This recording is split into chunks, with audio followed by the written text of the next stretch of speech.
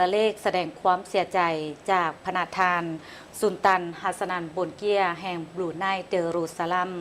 ถึงพนาธานทองลุนศรีสุริตประธานประเทศแห่งสาธารณรัฐประชาธิปไตยประชาชนลาวโดยมีเนื้อในว่าพนาธาน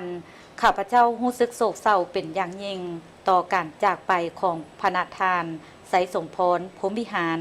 ประธานสภาแห่งชาติแห่งสาธารณรัฐประชาธิปไตยประชาชนลาวอย่างบ่มีวันหวนคืนตลอดระยะซุ้มปีผ่านมาพนาธานไสสมพรพรหมวิหาร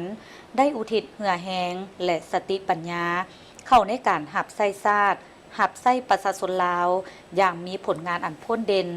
ตลอดระยะการปฏิบัติหน้าที่เวียกงานของพนาธานได้ประกอบส่วนอย่างหลวงหลายเข้าในการบริหารและการพัฒนาประเทศชาติพร้อมทั้งประกอบส่วนอย่างตั้งหน้าเพื่อส่งเสริมผลประโยชน์และความอยู่ดีกินดีของประชาชนลาวทุกส่วนหน้าความทุ่มเทการเป็นผู้นำพา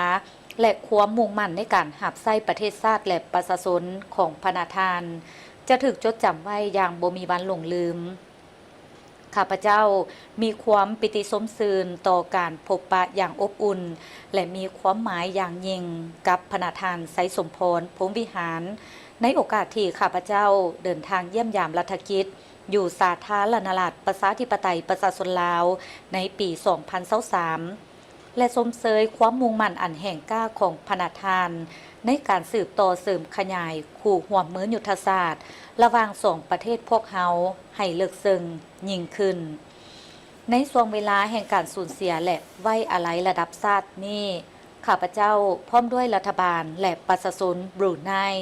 ขอแสดงความเศร้าสลดใจอย่างจริงใจมายังพนาธานรัฐบาลและประชาชนแห่งสาธารณรัฐประชาธิปไตยประชาชนลาวทุกท่วนหน้าด้วยความเห็นใจอย่างสูง